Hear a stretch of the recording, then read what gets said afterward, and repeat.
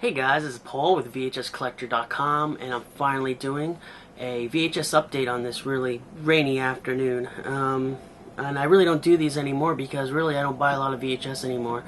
The growth of the community and a lot of the kind of people that are buying tapes now just took a lot of fun out of it for me. But I still love the hobby, and I pursue it with dealing with the website, which takes up a lot of my time.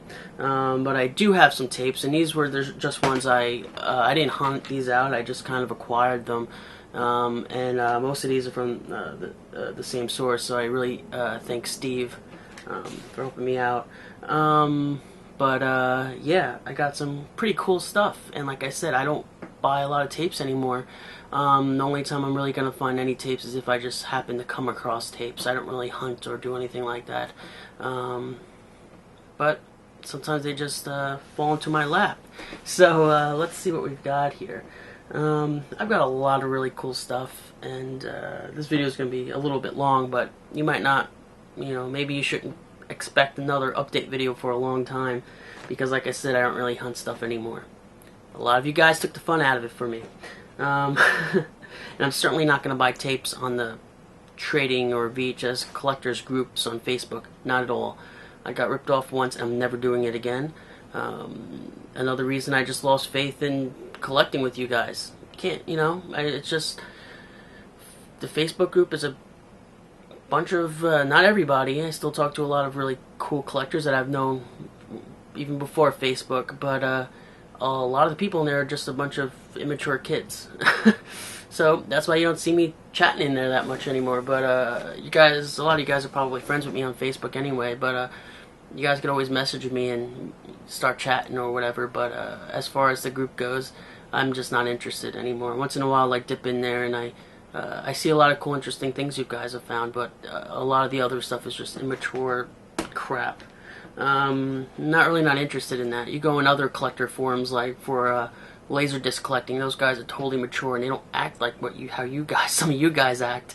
I think there's a more mature crowd with Laserdiscs, because it's a much older crowd that collects those, and they are diehard cinemaphiles for sure. And I just don't get the impression that the VHS community, for the most part, is like that.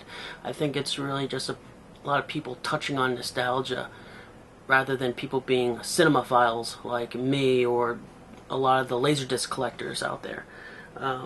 Hopefully, maybe someday that will change, and we'll see. But in the meantime, we are going to show you some VHS tapes that I've acquired. Also, I should probably say I've downsized my collection a lot. I'm just trying to condense it into the stuff that means the most to me, and a lot of the more rare and collectible stuff. I have a lot of the tapes that I've always wanted, so I'm pretty happy with it, but there's a lot of stuff in my collection that are just taking up space that I'm really not attached to, and I'd love to downsize it. I really don't need that extra, baggage on my shoulders of tapes that don't mean much to me, so I'll be selling a lot of those, and a lot of those I will be selling at the next VHS convention in Pennsylvania on May 11th, I believe. So I'm sure you guys already know about that happening, and I'll put a flyer up on the website when that's about to happen. But I'm going to be selling a bunch of stuff there, and it's not all just crap. There's going to be some cool stuff I'm going to be selling. So, well, let's get started on some of these tapes. What is this? The Terror Program Hunters Clamshell. I don't know what to really say too much about that. It is what it is. Beast of the Yellow Knight United. I haven't seen these movies. I don't know too much about them. I know this one very well.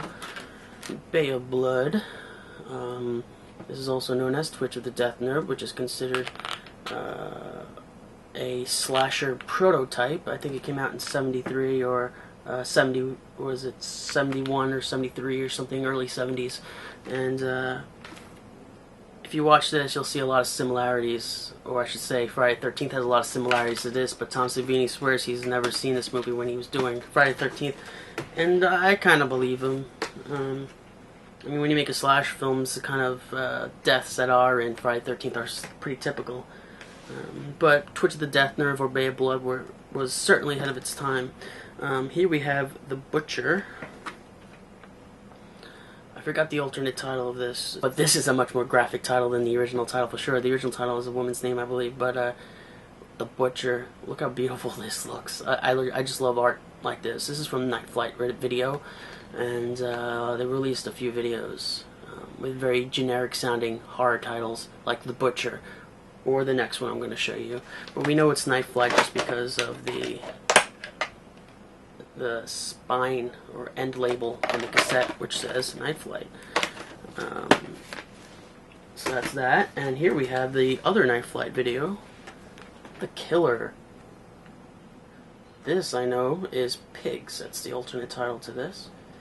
Really cool artwork there. Some boars or pigs ripping apart this guy. Like I said, also a Nightflight. These are very hard to come by, these Nightflight videos.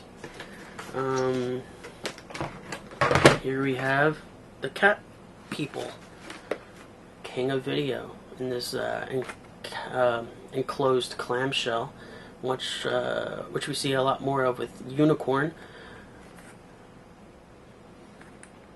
It's pretty cool. King of Video. They did the Paragon label, as many of you guys know, and here we have Neon Video, The Killing Kind. There it is, Killing Kind. And here we have a little tape, it's not too rare, Demon Queen. Yep, this is Demon Queen. And this is a rare SOV slasher. Very hard to get, actually. If you have it, you're a lucky person.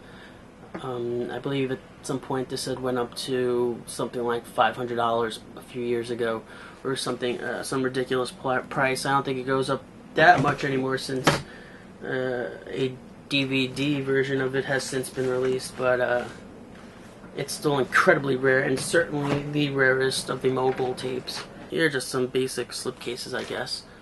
Humongous. This was the earlier edition, I believe, 1983. And you can, because that poster art does take over the entire case. I think they did that later. Here we have Enigma.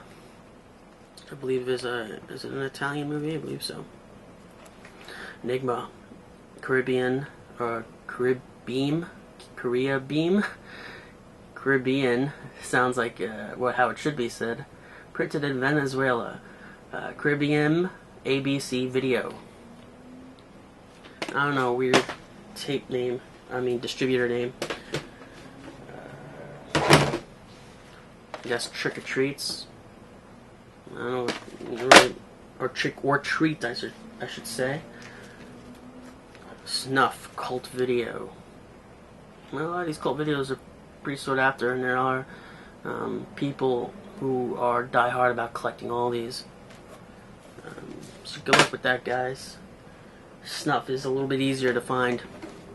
I have the cult video tapes with Chipper Massacre. I already have this. Now I got a second one. I also have another Cannibal Campout somewhere. I don't have it next to me, but it's somewhere around.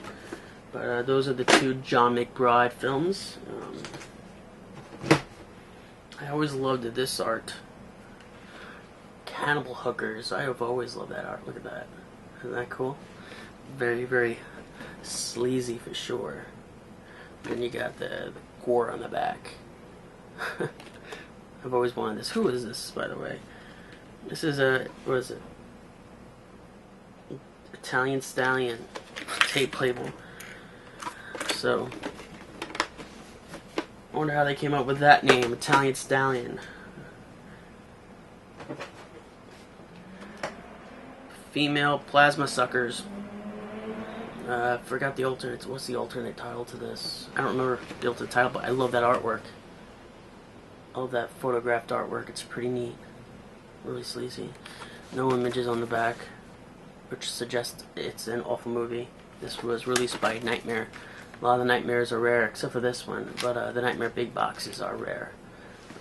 So here's one I got off of eBay, and I'm really surprised no one else bid on it. I bid on it not expecting to win. And I don't bid on anything anymore, and I really don't buy much off of eBay. I was surprised I won this. It's on the Air Video label, which was the only reason why I picked it up. Till Death Do Us Part. There it is. I really love the cheesy artwork on here. And Air Videos, some of them are pretty rare. And before I saw this pop up, I've never seen it before.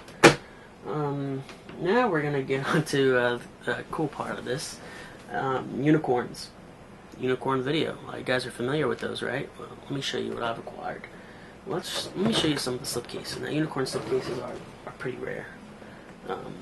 Clamshell's a little bit more common, but you don't see the slipcases as often.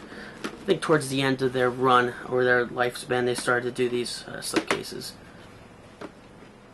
Girls on the Road. This is, of course, in a clamshell as well, with different art. But I love this photographed artwork. It's really neat.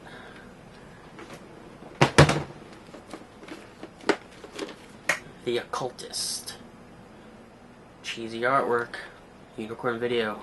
Have not seen it. It's on Girls on the Road, The Occultist. They're all on DVD now. Here, The Possessed. Also on DVD. I think it might be a Warner Archive collection DVD or something. And there's Harrison Ford. He's in there. Unicorn made sure to put him on the back. I'm surprised they didn't plaster him to the front of the cover. Maybe they didn't want to legal issues or something. I love this slipcase. Keep My Grave Open. Look at that. That's pretty neat. And it wraps around. You see that? It's pretty neat. Cover art. So those are the slipcases. Now we're gonna get on. Well, actually, there's one non-unicorn that slipped in here. Let me just show it. Mantis and Lay's CIC. CIC is a Canadian label, and this is some pretty cool artwork here. Really neat artwork. Let's see, CIC. Alright, now we got Unicorn video. Now, to really have a huge unicorn collection will cost you considerably a lot. I was fortunate enough to get all these. Let me see. The Demon Lover. There's the Demon Lover. Cool poster art. And they always, on some of these, they use the same front and back artwork. And you can actually see the folds in the artwork from where they used the poster art. Die Screaming Marianne. I've got 2 of these now. I love that poster art. I love any cover art with a woman getting her throat cut or something. Really graphic and sleazy like that. Beyond the Living Dead. There it is. Not much to say about that, right? I remember back in the day, this was an extremely rare unicorn clamshell, but when I acquired this, I went online to see what it was worth out of curiosity, and I saw a few of these on Amazon for like 30-40 bucks, but I remember them going up to 100 back in the day. It's weird how the market always fluctuates like that, but here it is, the Disciple of Death. I've always wanted that one, and here's an extremely rare unicorn, or in-demand unicorn. It's Warlock Moon. I recently watched this on DVD with the Joe Bob Briggs commentary. Very fun to listen to. This is also in an encapsulated or enclosed clamshell. The typical unicorn clamshell, but this is a full clamshell with a paper sleeve in there. But these are very difficult to get. Unicorn also released ones in Spanish. And the title would actually be in Spanish. This is obviously an English one. And I believe this might have a few extra clips or scenes that are not in the Shriek Show DVD, if I understand it correctly. Well, here's another video that is not unicorn, but I guess I didn't sort through these very well. Necromaniac, and this is a all-American Mogul sub-label tape. There it is. I forgot the alternate title of this. I mean, I used to know all of them. I don't remember them now. Murder Mansion. Unicorn. Very awesome art on this unicorn. I really love it. Simon, King of the Witches. Look at that focus in. I just love that artwork. It's really detailed, right? It's really neat. And now we have the witch who came from the sea.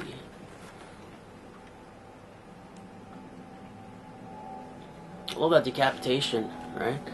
And the funny thing is that this is on DVD now. I believe it's like a special edition DVD, and they crop out that decapitation. It's not even that gruesome. It's just like a drawn, painted piece of art, and they actually crop it out of the DVD. You know, I just don't understand some of the people who do the marketing or cover art for these new DVDs. That would be a selling point, that decapitation. They should have cropped at least the decapitation, the decapitated head right in there. But to cut it out, I don't know whose idea that was. The Night of the Sorcerers. There it is. Night of the Sorcerers. The Witch's Mountain. There it is.